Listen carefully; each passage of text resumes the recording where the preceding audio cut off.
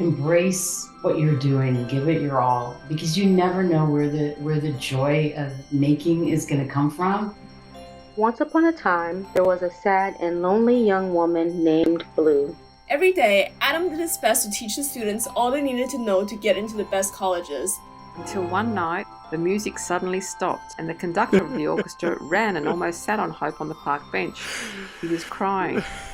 It's not just about what a character says, but it's also the choice of words, the accent, the body language. Even the silhouette can reveal a lot about who the character is.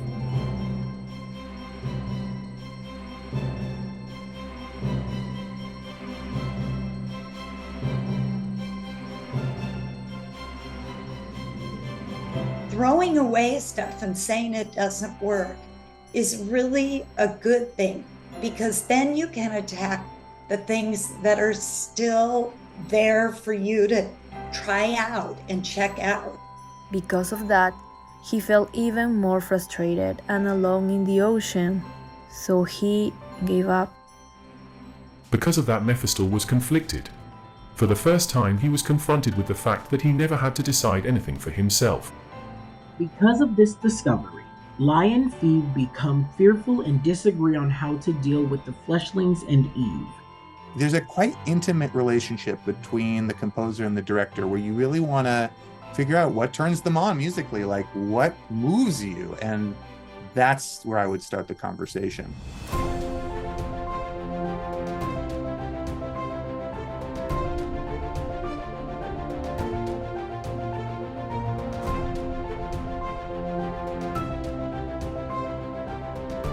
To me, storyboarding is the same thing as writing. It's just writing in a visual way. It's kind of how Pixar works as well. It's not about just illustrating a script. It's about writing in pictures and bringing it back into the written literary form.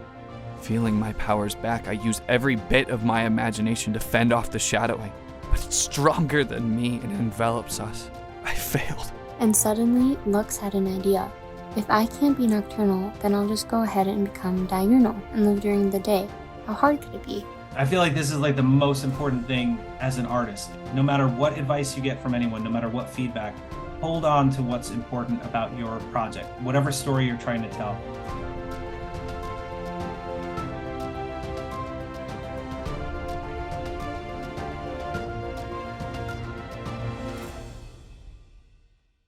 Be bold. Just be bold. And it doesn't mean you have to be the loudest person in the room. What it means is be bold in your creative work. Take the risks, because there's no limit in your creative work of what you can achieve.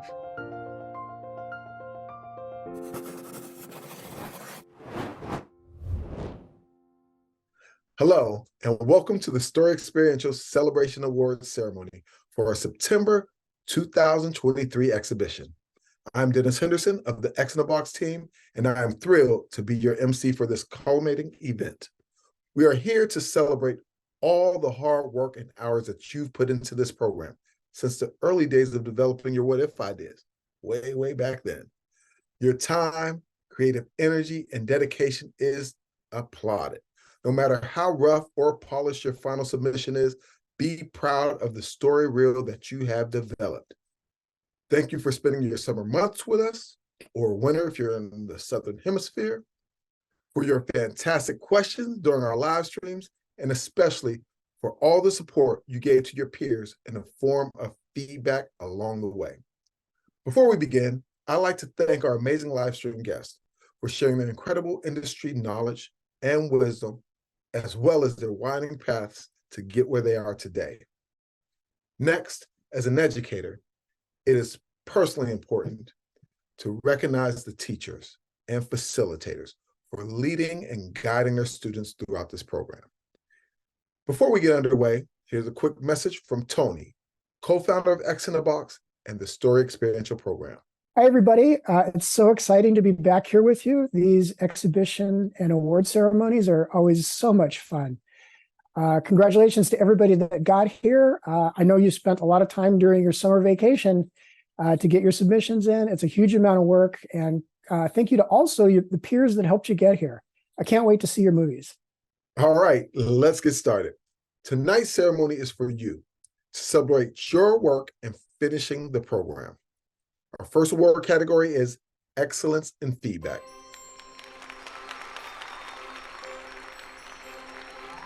This award is granted to the top 3 story experiential participants in both the youth and adult cohorts who provide exemplary and helpful feedback to their peers for the duration of the program.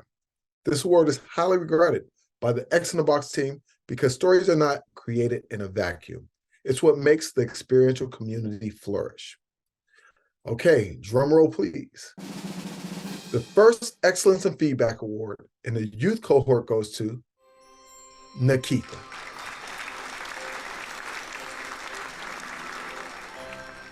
The next Excellence in Feedback Award in the youth cohort goes to Seaton.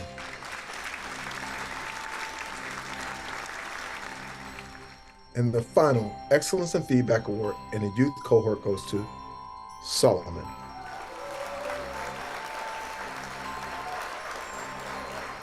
Congratulations, Nikita, Seaton, and Solomon for your recognition. On to our adult cohort. The first Excellence in Feedback Award in the adult cohort goes to Diego Martins.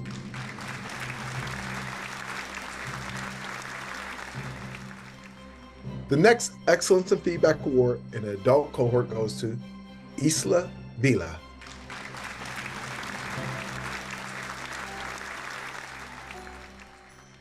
And the final Excellence in Feedback Award in the adult cohort goes to Majid Ali.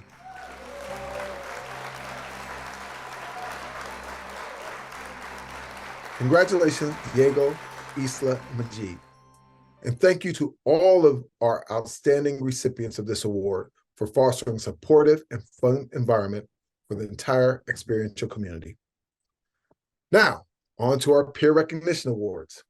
These awards and awardees were determined by your votes, where you scored your peers' final submissions on how compelling their story is, their use of visual storytelling, character development, and story structure. Your votes were then tallied to determine the top 3 submissions for Best Story Reel in our youth and adult cohorts. These participants will also be the lucky recipients of an industry reaction video from my X in the Box colleague, Elise Kleiman, a former Pixarian, and Sky Sonomura. Welcome, Elise and Sky. Hi, everybody. Hi, everyone. As always, super excited to be here for this amazing event. Oh, we got balloons. We got balloons. What you've done is absolutely incredible, and I'm sure that all of you have had a lot to do, and so maybe you're not seeing it right now, but I promise you that you're going to look back on everything that you've made, and you're going to be like, wow, I can't believe that I did that. So congratulations to everybody. And what's super cool is Sky is one of our alumni advisors and was an alumni of this program. So Sky totally gets it. It's an uphill climb, but the feeling of inspiration that you get from being inside of this community, it's really unmatched. All right, let's do this. Thank you, Elise and Sky. And here to announce our youth awardees, please welcome Xperiential alumni, Lauren Britz. Lauren? Hi, everyone. As a Story Experiential alum, I'd like to give a shout out to all of you who managed to submit a reel to this exhibition. I know how much work it is to participate in this program and to produce a story reel that you're willing to share with the world, so congratulations. Now, I have the privilege, nay, the pleasure of announcing the winners of the peer-voted Story Experiential Best Story Reel in the Youth Cohort category.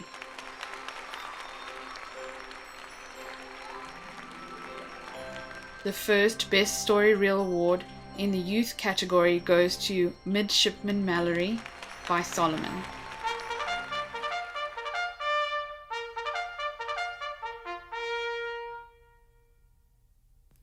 Abigail, dear, wouldn't you say that this is a magnificently magical Monday morning of May?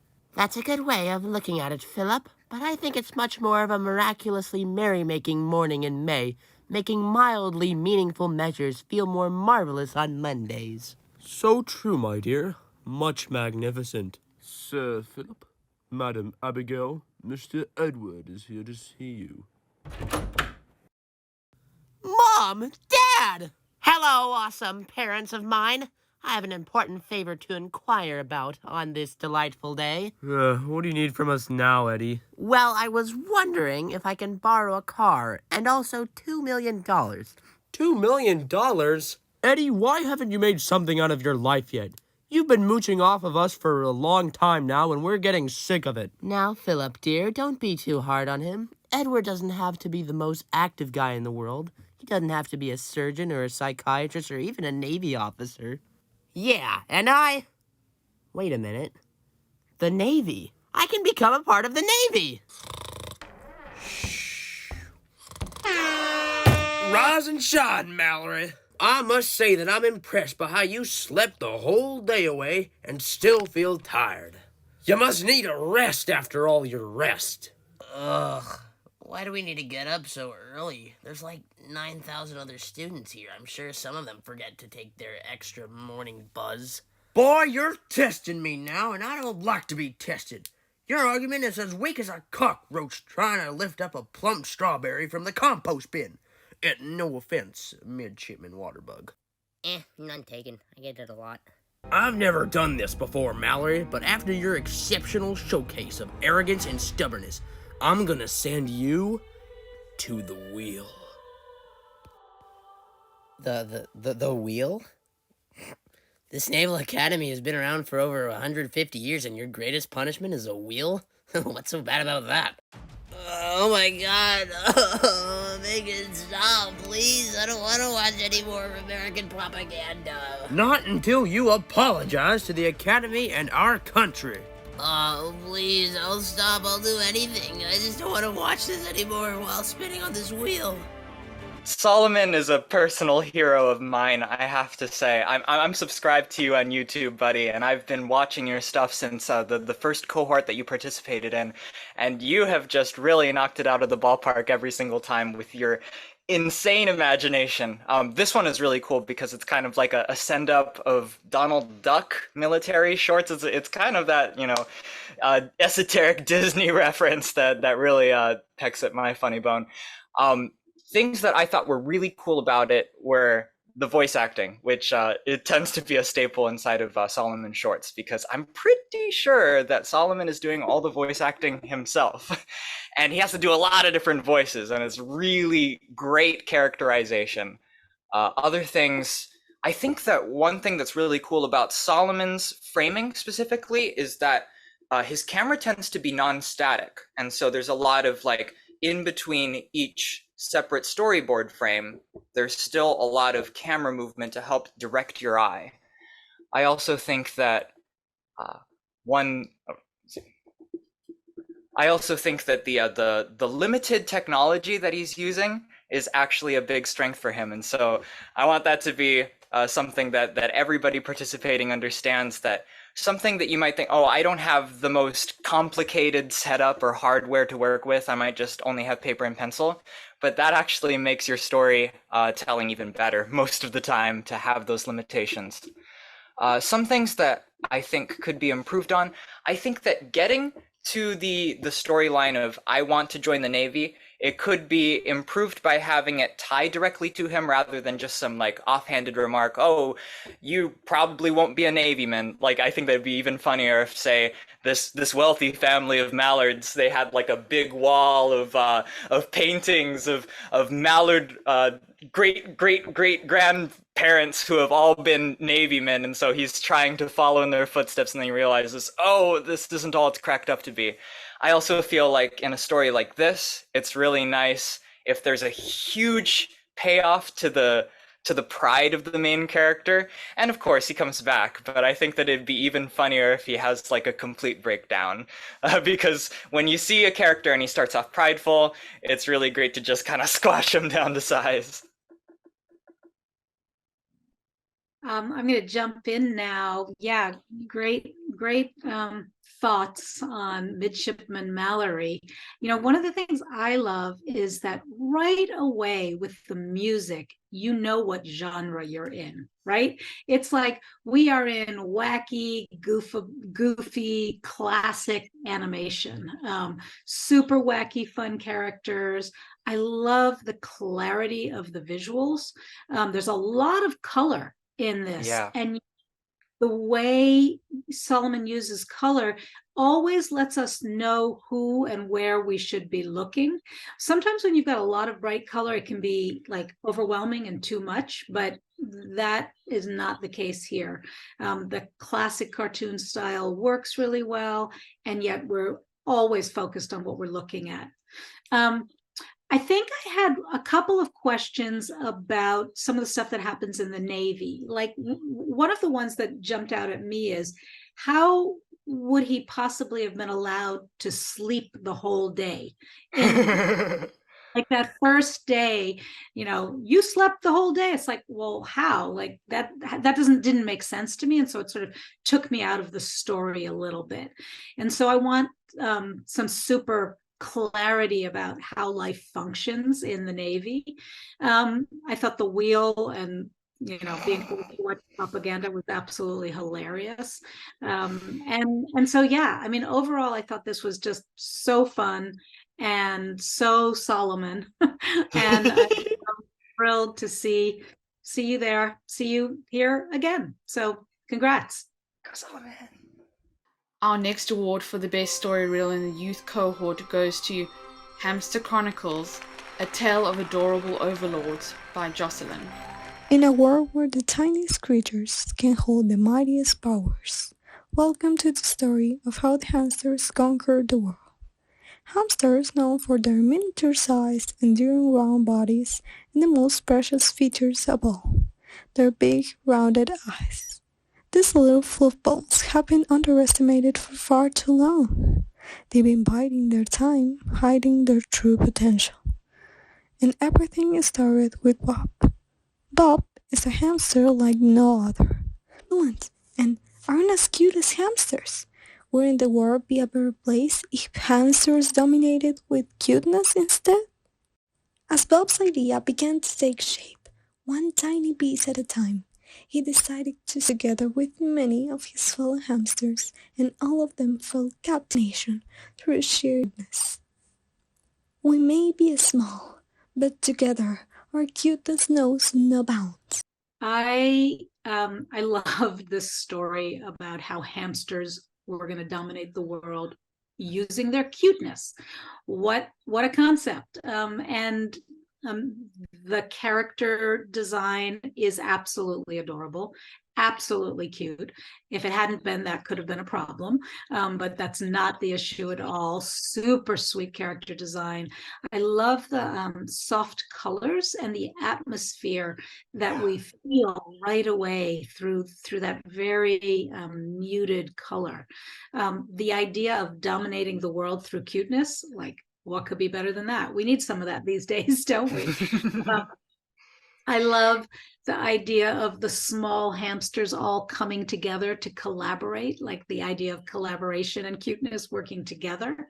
I thought it was really interesting in the end how, there's always a change in the balance of power, right? And there's always someone else looking to come in.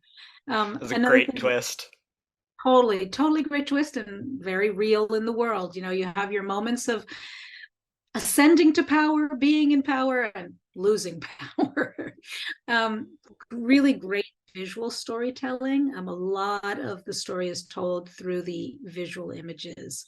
And yeah, I guess if I had any feedback, I would say I'd love to understand a little bit from a deeper perspective how cuteness actually is a tool of power. Like, what is it about being a cute little hamster that gives you power? And some examples of how that actually worked.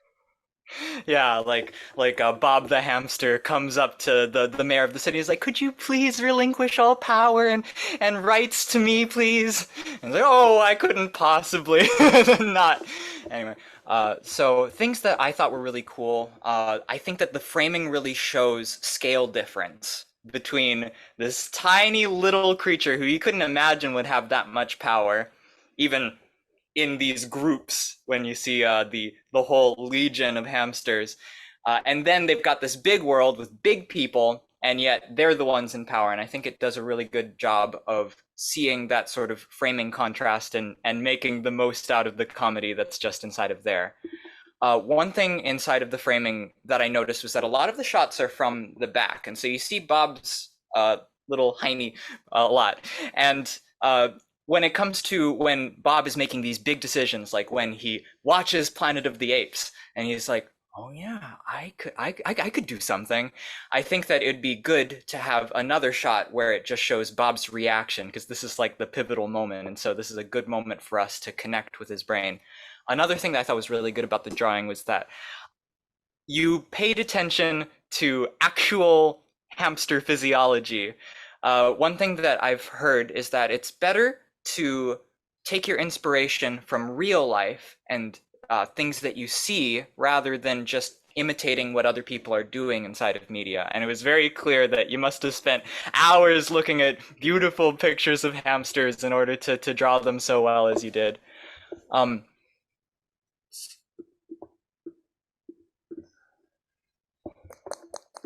Oh, yes. And also, I think that this is a perfect example of narration really making a story, because your personal narration has the exact same quality that you want inside of your main character, that idea of being cute, but being empowered, and it absolutely helps you along this journey to be following such a captivating narrator. The final best story reel in the youth cohort goes to You in the World's Eye by May.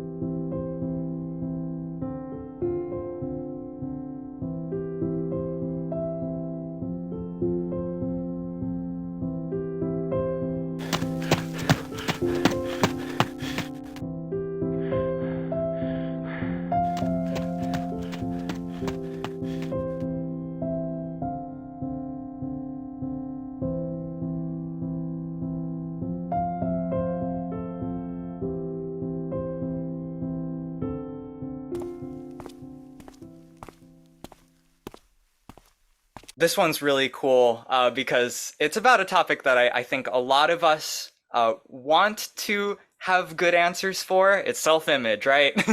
I think that everybody struggles with that in some way or another.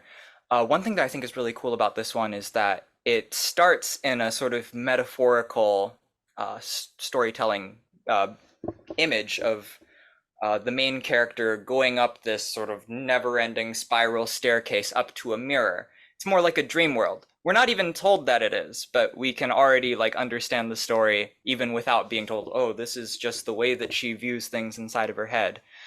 I also think that the use of limited animation was really good. One thing that I like about this one is that depending on the shot, there's different levels of production done to it. Like the last shot is the only one that's in full color, and I think that some people might think, oh, I need to have all of my stuff presentable in exactly the same way. But when you're making a reel like this, it's actually really cool to see it in all the different stages of production, so don't let that stop you.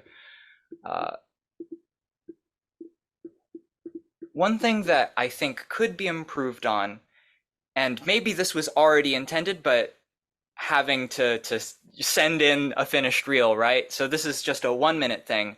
And I could see from the description that that May was thinking about whether or not it's a good thing to only base your worth off of the way the world wants you to look, right?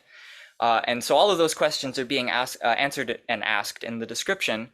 But the main character of this story goes through their, persevering, exercising along this infinite staircase until she looks in the mirror and she's perfect, really.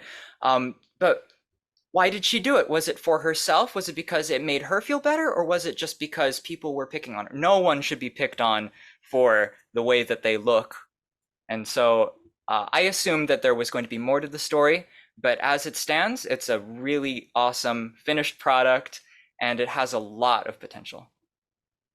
Yeah, I think that's a really interesting point that you brought up at the end. I actually find that to be a positive quality about this piece, the fact that that wasn't really resolved, right? All the issues being brought up about, do we conform to society, the pressures of society, how that has an influence on us? Do we make the choices for our own health, for our own well-being, for our own self?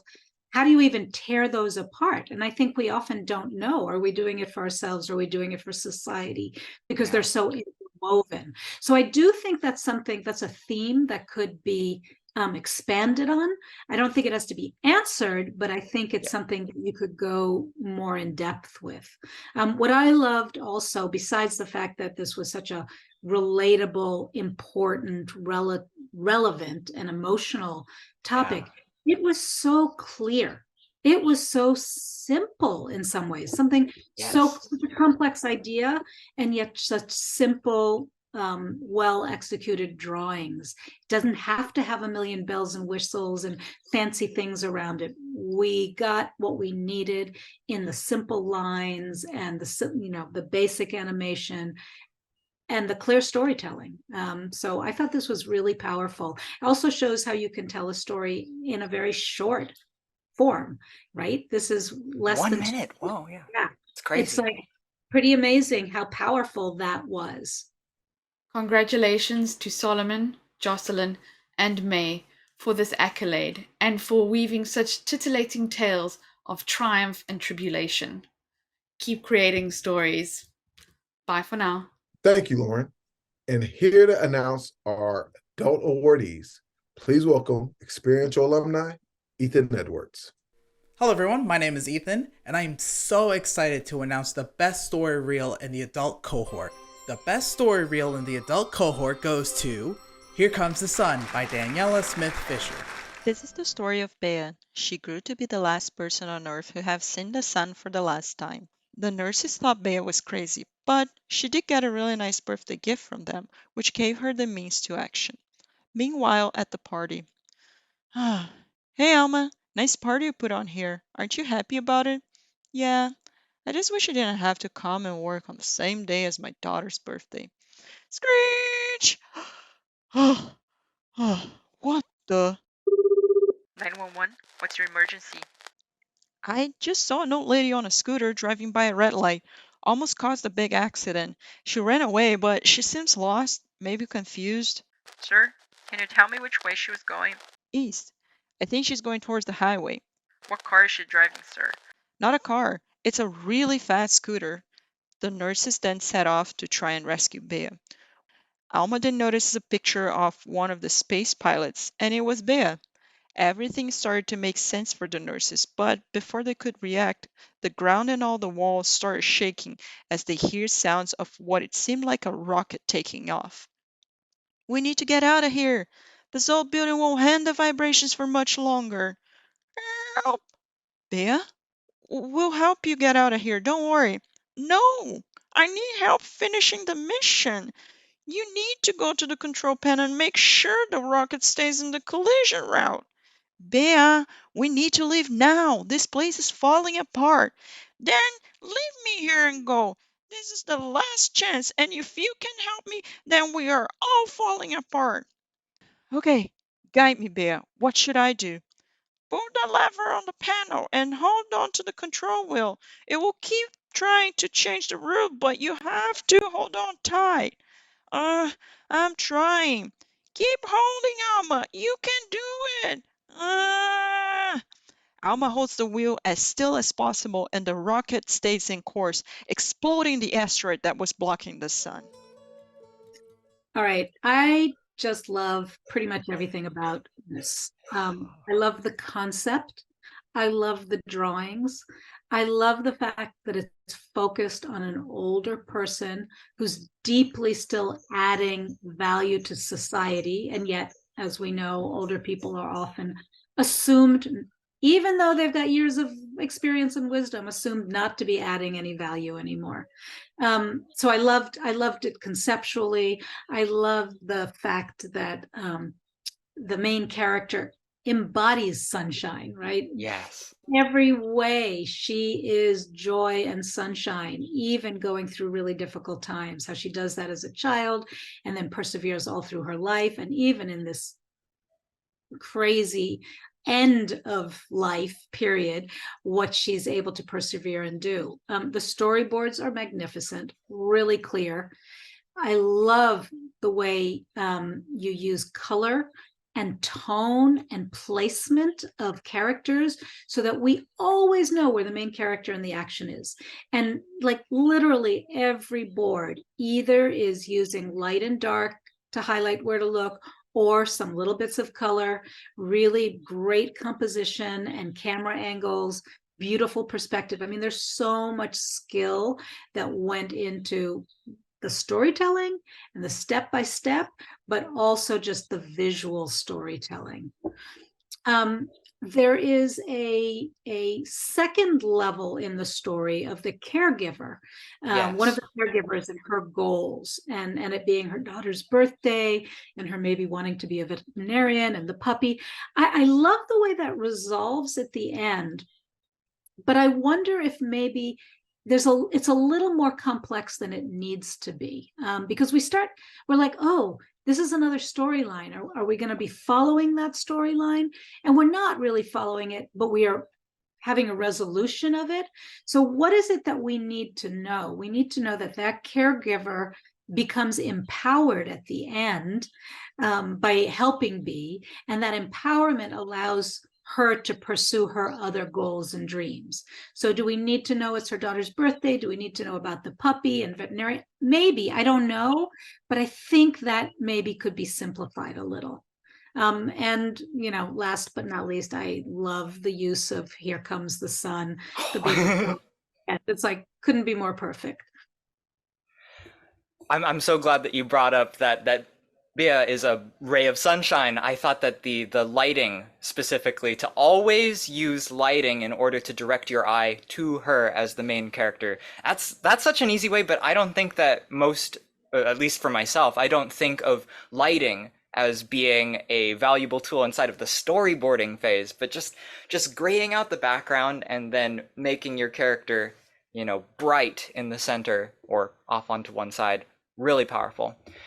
Some things that I thought were really cool inside of the storyboarding phase, use of motion blur to show action or even impact lines. I thought it was super funny when Bea is going down the street and they have kind of that action film split screen cut where she and one of the other bus drivers are sort of eyeing each other in competition. A super funny little aside.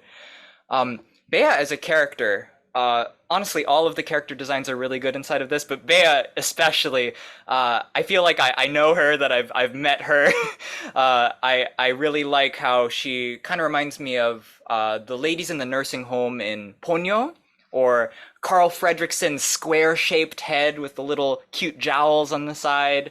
I think that she's a really good example of an unusual character design. Normally we're going to do like, chiseled jaws or like soft, delicate features, but like this person's lived life to the fullest, and you can tell, and you love her from the get-go, just from one look at her. Cool use of one color shading, blue for the most part, in order to show, the sort of dour, rainy world. A little bit of like light flares, the yellow of the rocket ship blasting off. There's even like lens flares behind characters sometimes. Lighting was just a really big part of this. So cool. I thought that when the dialogue came in, that the pitcher, who I assume is Danny, did a really good job of switching those characters, that you could like really, I think it's a good example of probably recorded really quick, maybe even in just one take. It reminds me of the best people who pitch for a living, with a storyboard up on the wall and just switching characters and helping you to like really get engrossed in the story, as any good storyteller does. I also thought some things about Alma and the caregiver, Alma the caregiver. Something that I thought would be cool to sort of tie it back to Bea's backstory. I mean, because she's gone through this since she was a little kid, and she wants to do this for other people. And I assume that when Alma and the other caregivers come to save Bea, that they probably think she's crazy, they wouldn't want to help her. And the fact that Alma goes out of her way to actually help to steer that rocket ship, that's probably a big deal. And the other caregivers would be like, why are you doing this? Come help us to, get this old fogey back, right? And so it'd be nice for there to be kind of a connection with the daughter. You have a daughter. Your daughter has never seen the sun. And then to have that at the end for her to be able to show her daughter, this brand new day, which has been, changed forever. Like, that'd be a really cool way to tie it together. The next award for Best Story Reel in the adult cohort goes to Flora, a miscalled Disney tribute by Isla Vela and Wentz Perez. Once upon a time, in Chicago, 1901, there was a pregnant woman called Flora who was expecting her fourth child, Walt Disney. Every day, she was completely devoted to the care of her children, her husband, and her home, putting aside her desires and dreams due to the mentality of the times, and somehow was trapped by this exhausting routine. There was always too much to do, too many people to worry about, and too little time to take care of herself. She had forgotten herself and had left behind the child she was. The girl she had been was now far away. The moon came and went, and the routine carried on, until one morning she realized she wasn't alone in the kitchen.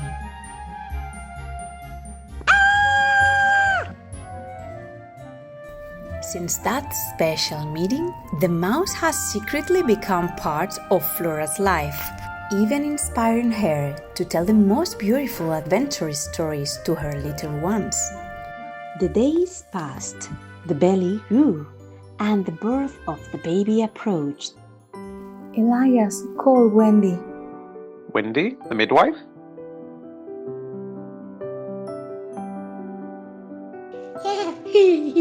Shh, this is going to take a while.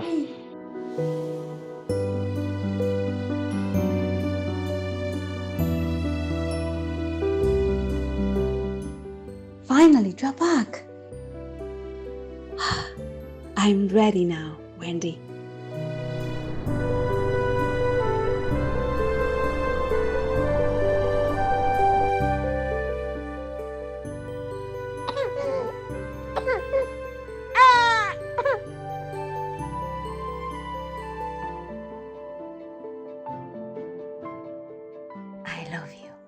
I don't know how anybody had the chance to, throughout this project, to make watercolor paintings for every single frame of this.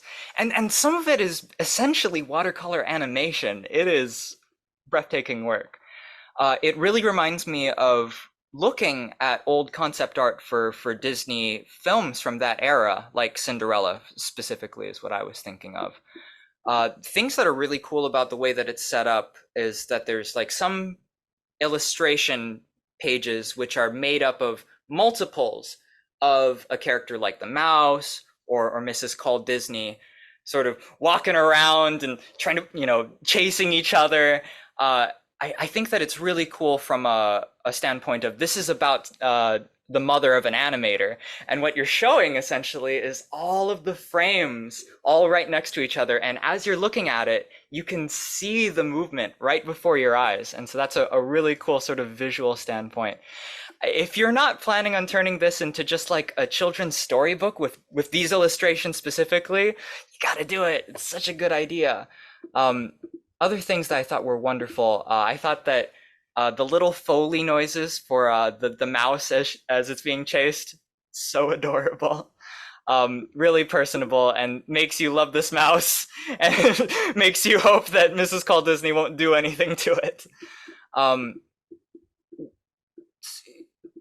One thing that I thought didn't quite land, the music up until a certain point was perfectly matched, giving it that sense of time and place, that sort of cozy, you're being told a story, by your grandparents or something like that. But then our beloved mouse gets kidnapped, and the happy music just keeps going in the back, so just sort of like lackadaisically going along. And when I watched it for the first time, I'm thinking, oh, maybe they're just playing pretend, maybe it's not serious. But that's a big serious moment. That's our until one day when the mouse gets kidnapped, and then Mrs. Call Disney is so distraught and hopes that the mouse will come back, right? And so just to switch the music, maybe make the framing just a little bit more dramatic, so you can maybe see the mouse's reaction, but maybe see Mrs. Call Disney's reaction, just so that when it gets to the part where you see that she's lying in bed and just hoping that this representation of her joy and her imagination will come back to her, that will really feel that payoff. I also think that just the basic theme of losing your inner joy or your inner child, I think that that's a really beautiful message, and the fact that she'll be able to pass that on, it makes for a really good book for both children and for grown-ups. Yeah, I also thought this was just, such beautiful illustrations and such a distinct and sweet style, so appropriate for the story. And what a great idea. Oh my goodness, Walt Disney was being nurtured by his mother before being born, and by a little mouse, right? Like Walt Disney and a mouse. There's got to be a connection there. It's so sweet, such a great idea. I thought that the movement in the story was very whimsical, and it really went. Yeah, it felt right. It went with the music, it went with the illustrations. I think that was a good point you brought up, Sky, about needing the sound, the music to change. There was wonderful sound effects that really put you in the story, pulled you in. And one place where they used really great contrast was in how they used color. So if you noticed, when Mrs. Call Disney and the mouse were going on their adventures, that's when the most color was in the story. And it was just, it was so joyful. And the color went away when the mouse was gone. And I thought that worked. It was subtle, but it really made you feel the exuberance and the joy of their adventures together.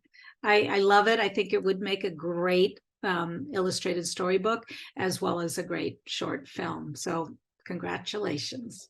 The final best story reel in the adult cohort goes to Wise Whales by Maria Pi Felipe Ibra. Once upon a time, there was a teen boy named Andres, who loved swimming and spending time in the sea. Every day, before and after school, he went to the sea to swim, and sometimes he sailed. At school, he got good grades to make his parents proud, but he constantly missed being in the sea. While sailing, the fisherman told him an old tale about a wise, magical whale who talked to special people that truly loved the sea. Because of his excellent grades, he was suggested to apply to the only scholarship that was offered to his school for the city, far from the coast. At home, his father told him that it was time to spend less time in the sea and focus even more on school. Because of that, the next morning he ran away, and his mom tried to stop him, but he left to the pier to take a boat and sail into the ocean. The fisherman suggested to him that it would be best if he reached his potential by going to the city, but he didn't agree with them. So Andres jumped into the ocean and took the boat. In the ocean, he didn't have an idea where to go, but then he remembered the tale of the wise magical whale. So he went looking for her. Maybe she could help him convince his father and his friends. Until there was a whale! She passed under the boat 3 times. The whale invited him to go deeper in the ocean. Until finally, Andres could listen to her perfectly and trusted her and accepted to go deeper. There he could magically breathe and listen to her. Dear Andres, I see your trouble, but the ocean is not an escape for the lost ones. It is a place to live and explore. Everyone here knows how much you love it and take care of it. So you must know that every part of the ocean is now open to you, and you will be safe here as long as you respect it. This is a beautiful example of a wonderful and deep story with really simple drawings, simple but clear. And I think, a lot of people, when they come into this program, they worry that they have to be master artists and every frame has to be exquisite and complicated. That's not the case. In a story reel, you are trying to get across your story, make us feel something, make us be invested in the journey your characters are going on. And all of that happened. And there was some very clear, simple ideas in the visual storytelling using blue and white. I mean, those were really the only 2 colors. Sometimes the colors were more saturated and deeper than other times, and that was used really well to help us focus. But because each frame was so simple, we always knew where to look. And really interesting camera angles and perspectives, especially since this was a story about being both outside of the ocean and inside the ocean. I thought it was done really well. I loved in particular when we were looking from above at the whales, just so beautiful. And the story is a relatable one. I mean, what person does not struggle with what they're going to be, with what their true calling is, with what their family or friends think or want them to be, what's going to help you be successful in life. And that's it's a real battle for so many different people. One of the things that I'd like to have seen a little bit more of was evidence of his mother supporting him. Because at the end we hear, my mother supported me all along, but I don't know that we saw any examples of that, like just little hints of it. I think there's room for a little bit of editing. Like it could be just shortened just a tiny bit, like maybe go through and understand like what beats are repetitive. Are there any repetitive ones? And I think the only other thing I would say is all of the imagery and visual storytelling around the ocean was very clear and clean and simple. With the people and the interior scenes, it was a little bit more complex. I almost felt like that wasn't as much fun for them to draw. And so maybe if there could be a simplicity of style, a language, a visual language that was equally simple and clear for the inside scenes. But overall, I thought this was just really a lovely, heartfelt, and important story. Yeah, I think that one thing that's so fun about this is it's right in that sweet spot in between real life drama and fairy tale escapism. And so we get to feel just like this person, because we too are kind of, as imaginative people, kind of stuck in between those 2 worlds all the time. And so it's kind of like an Alice in Wonderland-y sort of thing, but for the sea. And so Andres gets to find his answers when he goes off on his own in what is more just like a journey inside of his own, hopes and dreams. I too thought that like all of the shots at the sea were really cool. I especially like ones that were shot at the end of the dock, right? And so you get to see that big perspective of like the shoreline and then the huge expanse off of it. I think that it's really cool that the the wise whale is a legend that's, foretold at the beginning, and so that gives you something to look forward to. Otherwise, you might not, see anything coming.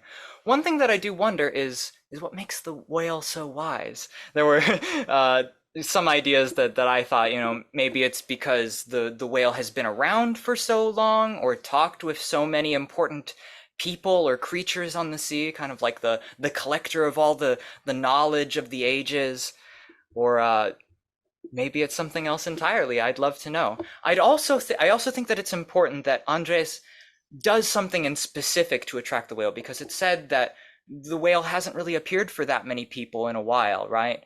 And so either, very simply, just that he spends the entire day and the entire night searching for this whale without, end, or perhaps you call out the question to the seas, and then if the whale wants to answer your question, then the whale pops out, and that's another thing that I really loved. All of the shots of the whale really showed this tremendous scale. I liked how there was that one shot of Andres and the whale just sort of swimming side by side, and the water's hitting them, and so you just see tiny little Andres in a silhouette next to the whale. And so that's a very simple way of showing just the enormity and like, wow, that whale's so cool.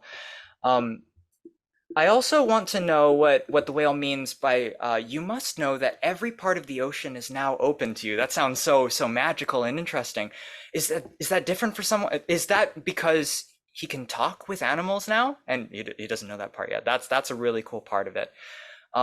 And then, finally, I think that the relationship between the parents, that's a really good place for any story to start. I think that's how most stories are created, is thinking about your relationship with your parents. And so that's instantly relatable. I think that it's important that we spend enough time with both parents, so that we can see where they started and see where they're going to end up, so that the payoff is really, lands. Congratulations to Daniela, Isla, and Wentz, as well as Maria, for your excellent stories. Since there was such a tough competition in this exhibition, there were some really close votes, and we wanted to acknowledge 3 additional story reels. To announce our final category, the Story Xperiential Special Recognition Award, please welcome Xperiential alumni, Christian Rivero. Hi, everyone. I'm happy to be here tonight for this celebration. I have the great honor of announcing the Story Xperiential Special Recognition Award to these top-tier voted submissions.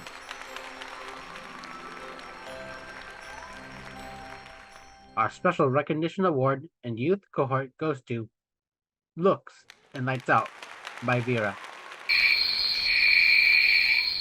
Once upon a time, on a Halloween night, a baby bat was born under a full moon. As the moonlight shined down on his face, his family knew exactly what they would name their newborn, Lux for light.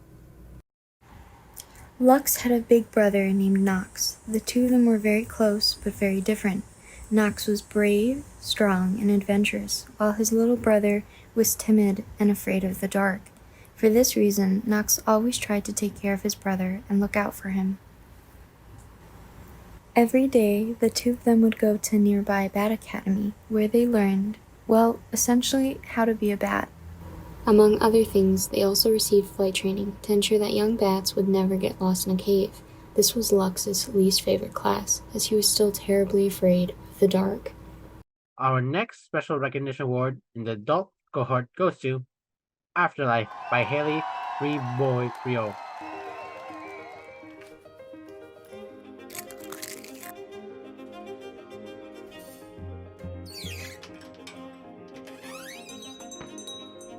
Somebody's late. I ran into traffic. In the underworld. Oh, again? Tara, you've been here a while. Don't you have somewhere to be? Something to go reap? I prefer to say that we guide souls, not reap them. Not we, you. You guide souls, or... It could be we if you'd let me start training you. I know you'd feel a lot better about your whole deathly instinct if you'd just let me help you. Oh, thank you. But no thank you. I think I already have enough exposure to my Grim Reaper instinct. Thank you very much. Not this again. Okay. Deathly or Reaper instinct. not Grim Reaper instinct. And if you became oafed, I could even take you to the underworld. And the final Special Recognition Award, also in the adult cohort, goes to Feudal Valley by Tone R. In a neighborhood in the older part of town, see a trophy case with Scout of the Year and a little picture of Tiger Scout and Sumi as a pup. The morning light comes in. Sumi wakes up. Happy at the morning. He looks down, wags his tail, backs up, then leaps off the bed, up into the air, diving down, tongue flapping in the breeze. Oof! Right on Tiger Scout in her sleeping bag. Tiger Scout's hair is a mess. She's just waking up, big yawn. Sumi looks in. Morning breath. Oh gosh. Sumi waxes his tail, gives her a big lick. Tiger Scout loves it. Congratulations to Vera, Haley, and Tone for this distinguished recognition and your incredible stories. Well done. Thank you, Tony, Elise, Sky, Lauren, Ethan, and Christian for joining me tonight. Congratulations to everyone who participated in this exhibition. Give yourselves a big round of applause for creating an original story reel that you get to add to your portfolio. You own the story reel that you created during this program. And reminder, you will continue to have access to this platform for an entire year from the date of registration. If you submitted a final story reel, you will receive a Story Experiential Certificate of Completion and your very own dedicated exhibition page. So, show off your work, share it with family, share it with friends, include it in your university, internship, or job application. You can even submit it to the film festival. The exhibition pages are open to the public, so show off, showcase, share your work. Lastly, this show is being recorded and will be posted on the exhibition page. So if you want to see this again, see this beautiful face, even though some people in this room might not agree with that, it's there. Thank you for a wonderful celebration. We hope you continue tuning in all year long. And for this session, that's a wrap. Thank you.